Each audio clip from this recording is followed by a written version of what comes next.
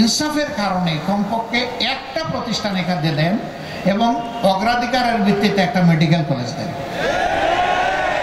তারা যা করার করেছে, এখন আমাদের তো কিছু দায়িত্ব আছে।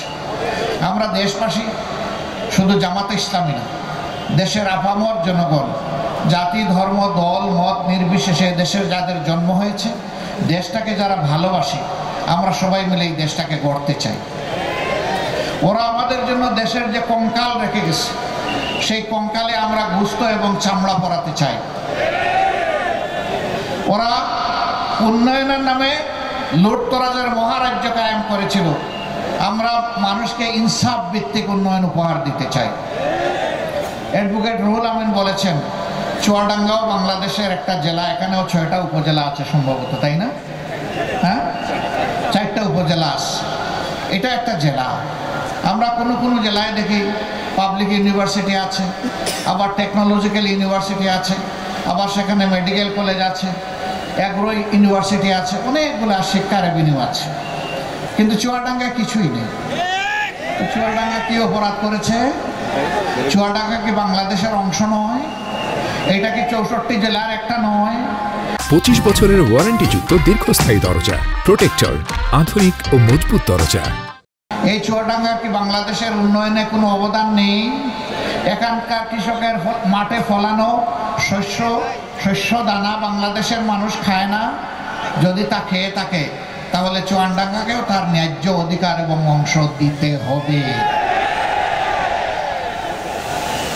যেই প্রতিষ্ঠানগুলোর কথা এখানে বলা হয়েছে, আমরা বর্তমান সরকারকে বলবো, আপনাদের মেয়াদ যেহেতু দীর্ঘ নয়, সব আপনারা পারবেন না। আগামী একনেকে ইনসাফের কারণে কমপক্ষে একটা প্রতিষ্ঠান এখানে দেন এবং অগ্রাধিকারের ভিত্তিতে একটা মেডিকেল কলেজ দেন। জন্ম নেওয়ার পর সুস্থতার জন্য এটি মানুষের সবচেয়ে বড় প্রয়োজন। 250 বেডের একটা হাসপাতাল আছে, কিন্তু তা মানসম্মত সেবা দিতে পারছে না।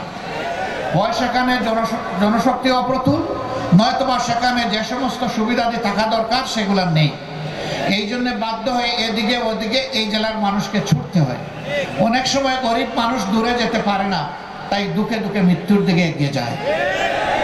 আমরা সরকারের কাছে আহ্বান জানাবো, এই দাবি ন্যায্য দাবি, এই দাবিকে বিবেচনায় নিয়ে আপনারা পদক্ষেপ গ্রহণ করুন।